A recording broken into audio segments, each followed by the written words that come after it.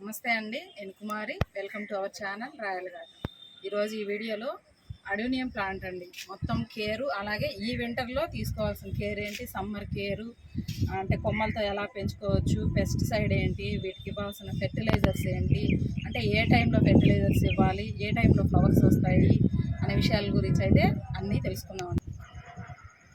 ఈ adenium plant చూసారండి, ఈ అడేనియం ప్లాంట్ని డెజర్ట్ రోజ్ అని కూడా అంటారు, అంటే ఎడారి మొక్క. ఎడారి మొక్క అంటే మనకు ఎటువంటి ఫెర్టిలైజర్స్ లేకపోయినా కూడా ఓన్లీ ఇసుకలో పెరిగేటువంటి మొక్క అండి. దీనికి వాటర్ అనేది మనం పాటింగ్ మిక్స్ చూద్దామండి. పాటింగ్ మిక్స్ వచ్చేసి వెల్ డ్రైన్డ్ సాయిల్ అనేది కావాలండి అడేనియం ప్లాంట్కి. అంటే 50% అనేది సాయిల్ తీసుకోండి, 20% శాండ్ తీసుకోండి, తర్వాత నీమ్ పౌడరు, తర్వాత కొంచెము కంపోస్ట్ అనేది 10 to 20% వర్మి కంపోస్ట్ అండి. అంటే కిచెన్ వేస్ట్, పశువుల ఎరువు, వీటన్నిటిలో కూడా ఫంగల్ ఇన్ఫెక్షన్స్ అనేవి చాలా వస్తాయి వాటి నుంచి.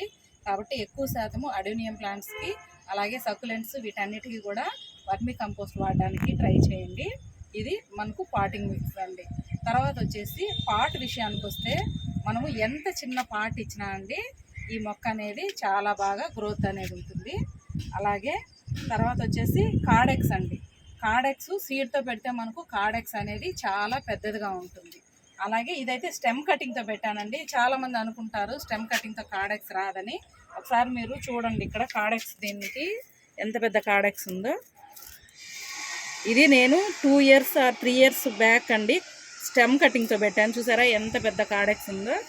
ఎందుకంటే ఇక్కడ ప్రూన్ చేసామనుకోండి, మనము ఎప్పటికప్పుడు ఇక్కడ ప్రూన్ చేసాం చూసారా, ఎప్పటికప్పుడు ఇలా ప్రూన్ చేస్తూ ఉంటే మనకు సైడ్ బ్రాంచెస్ అనేవి వచ్చేసి ఎక్కువగా ఈ కింద నుంచి కూడా సైడ్ కొమ్మలోనే వచ్చేసి కార్డెక్స్ అనేది పెద్దగా ఉంటుందండి.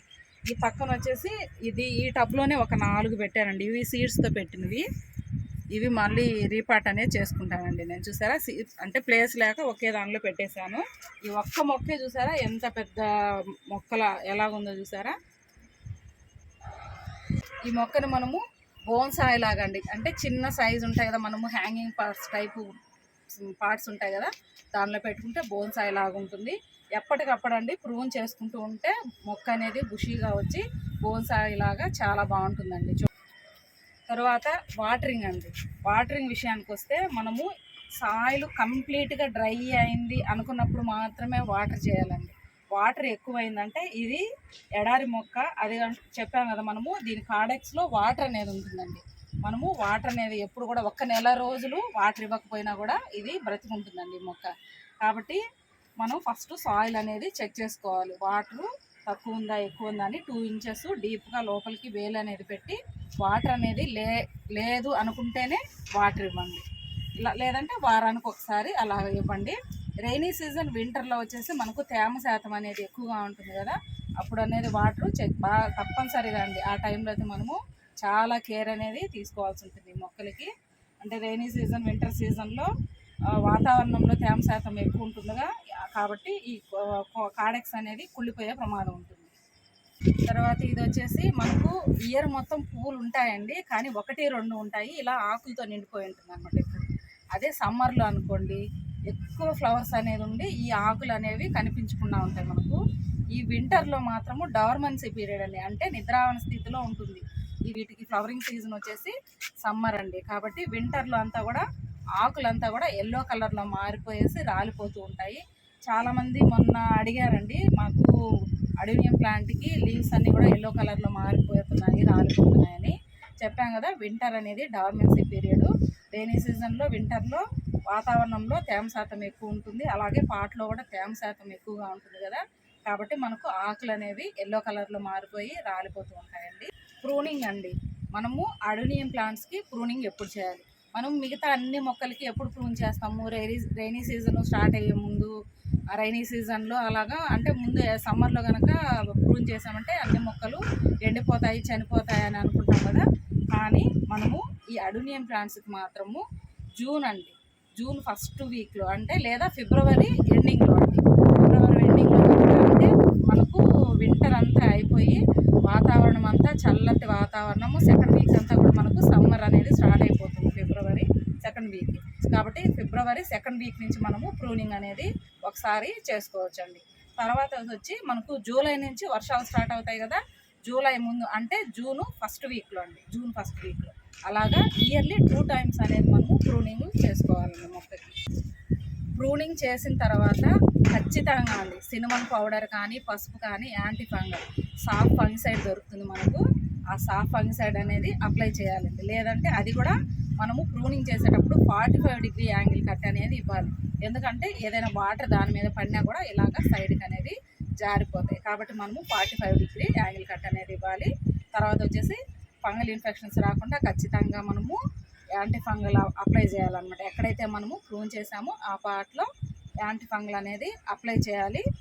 15 డేస్కి ఒకసారి అండి, వీక్లీ వన్స్ అయినా 15 డేస్ అయినా సరే. వింటర్లో మెయిన్గా వింటర్లో రైనీ సీజన్లో సాఫ్ ఫంగిసైడ్ కానీ లేదంటే సినమన్ పౌడర్ కానీ వాటర్లో మిక్స్ చేసి మొక్క మొదట్లో అంతా పోయొచ్చు. అలాగే మొక్క మొత్తం కూడా స్ప్రే చేయించండి. ఎందుకంటే ఫంగల్ ఇన్ఫెక్షన్స్ అనేవి రాకుండా ఉంటాయి. ఖచ్చితంగా ఫంగిసైడ్ అనేది మనము వాటర్ అనేది స్ప్రే చేయాలండి. అలాగే నీమ్ ఆయిల్ అండి, నీమ్ ఆయిల్ 15 రోజులకు ఒకసారి. అంటే వింటర్లో అలాగా మనకు మిల్లీ బగ్స్ అండి, వైట్ మిల్లీ బగ్స్ అవి అటాక్ అవుతూ ఉంటాయి. నాకైతే ఇప్పుడు ఏం లేవు. మామూలుగా చూసారా మనకు ఇంత వింటర్లో కూడా ఫ్రెష్గా ఉంది, ఎక్కడ మనకు మిల్లీ బగ్స్ అనేవి లేవు.